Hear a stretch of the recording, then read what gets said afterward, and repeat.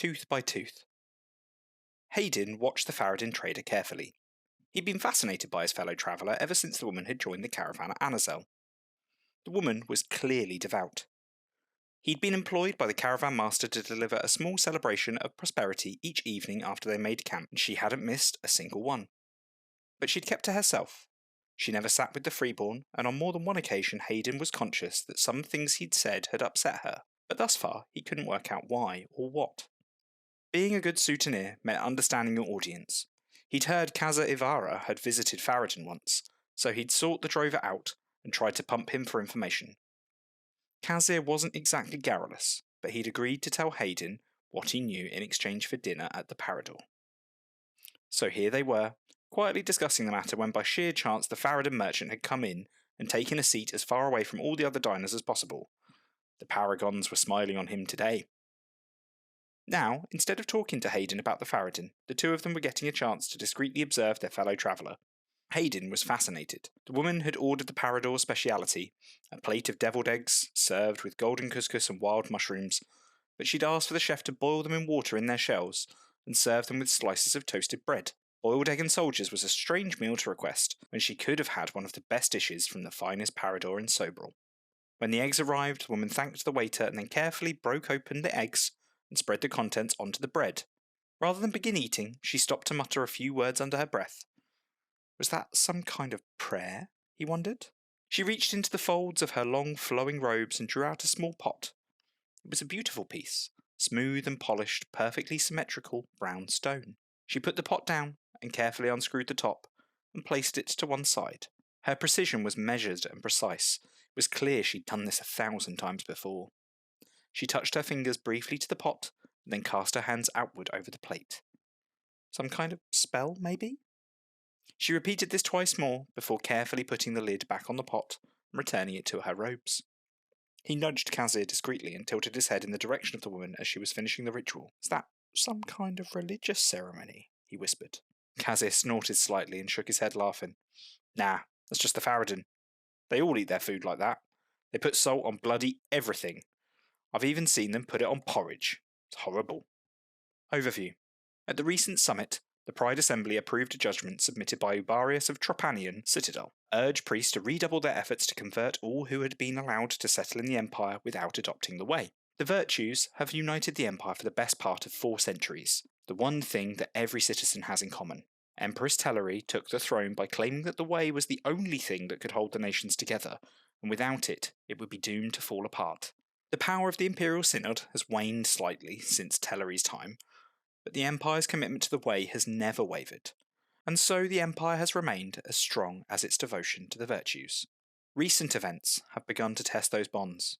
There have always been foreigners dwelling in the Empire who kept their own faith, but in recent years there has been an influx of people who have sought the benefits of dwelling amongst the Imperial nations, but seem to have no interest in adopting the Way.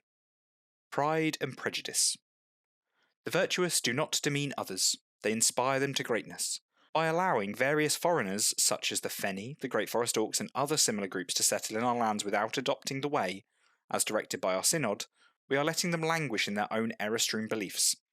In doing this, we demean them by denying them a chance for greatness by living lives of virtue. We urge the priests of our empire to not be complacent, but strive for excellence in missionary work and convert those misguided souls to a true understanding of the Way. Ubarius, Pride Assembly, Winter Solstice 384YE, upheld, greater majority, 285 votes to 26 votes. The large number of extant groups dwelling in the Empire who don't observe the Way is growing by the day. The Hylian Wintermark, the Jotun Thralls in the Marches, and the Feni all across the west of the Empire. There are various enclaves and embassies across the territories of the Bay of Katazar. In Feroz, the Empire gave Asavea permission to build a great temple to the Black Bull, and look how that turned out. There are sandfishers in Holberg and entire septs of orcs living in Skarsind, none of whom follow the Way. Ubarius' statement urges their fellow priests to not accept this status quo and calls on them to redouble their efforts to convert these newcomers. Missionary work is inherently difficult. People don't change their religious beliefs easily, and it is very challenging to predict the outcome of attempting to do so in advance. The Empire has had some successes in converting others to the Way in recent times.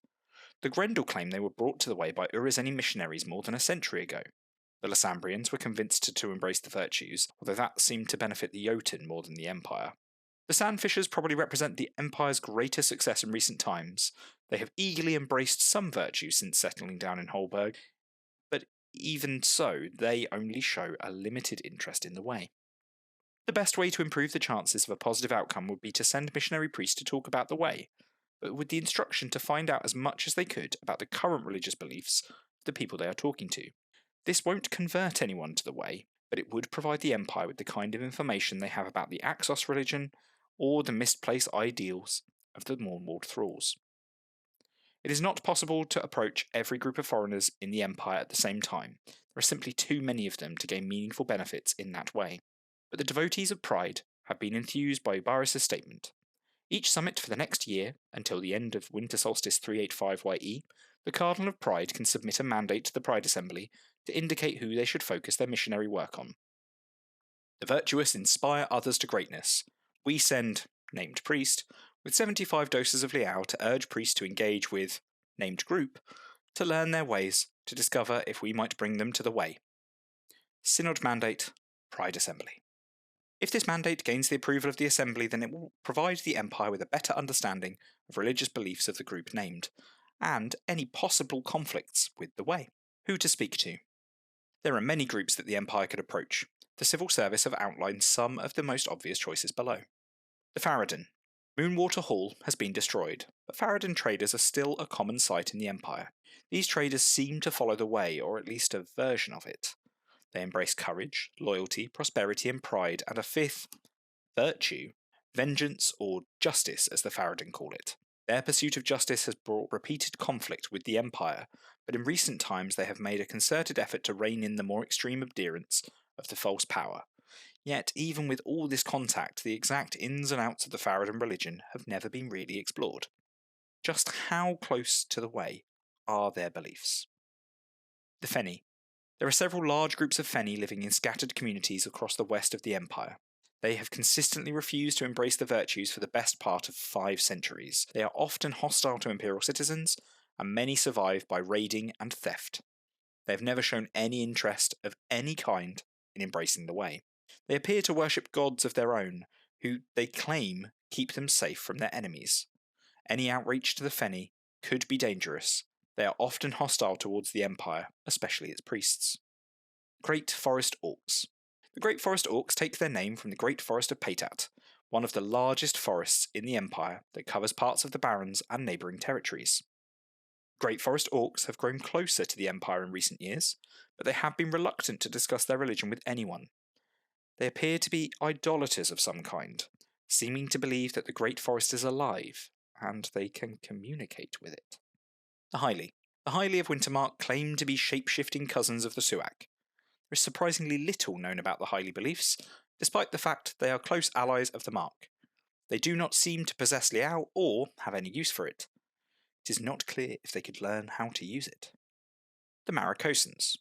These exiles from the Asavean archipelago are unrepentant idolaters. They may despise the Nemorian ruling class, they may have rebelled against the plenum, but they still worship their 3 gods. The Senate recently ceded the town of Trejdoj to them, allowing them to create an independent enclave in Madruga. They trade with their neighbours, some even seek employment with the freeborn, but they have been very clear they have no interest in or desire to learn about the way. Now the land has been ceded to them, they will almost certainly begin construction of a temple to their so-called gods. Missionaries could be sent to show them the error of their ways, but the concedence would mean that if they responded badly, the Empire would have limited legal recourse to respond. The Montanians.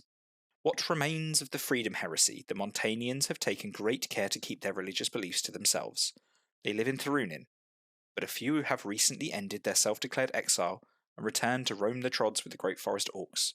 They are known to follow the way, and will sometimes deal with Imperial priests on matters of faith. Unfortunately, their keen embrace of the malign spiritual presence of freedom makes it difficult to reconcile them with the way. The Sandfishers. The Sandfishers have settled in the marshy forests on the edge of Holberg, far away from the city itself. They seemed impressed with the virtues, and very impressed with Imperial priests, but there seems to have been little direct contact in recent seasons. They are still very favourably inclined towards the Empire, and have embraced the virtues, so an approach to them is likely to be easier than most other groups named here. The Septs of Skarsind. There are 4 distinct septs in Skarsind: the Ethingraw, the Elenraw, the Urende, and the Tamazi. Each of these is a different group, all of whom could be approached by Imperial preachers. However, negotiations with all of these orcs are at a precarious stage. Any incautious approach by missionaries creates a significant risk of upsetting delicate relations with the septs. Other groups. Other groups exist, and could be the target of the Cardinal's mandate, but the civil service advise that the power will fail if used to send people to engage with Axos.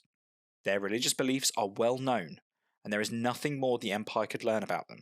The Cardinal could ask the Assembly to approach the Mornwald Thralls or the Island Confederacy. There is a great deal known about these groups already, but the knowledge is scattered amongst a handful of individuals in the Empire who have had personal contact with them in their visits to Anvil.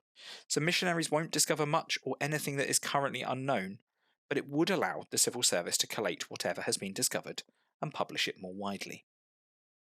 Further reading: the Axos religion page, the Surani Pantheon page, and the Mornwald Thralls religion page.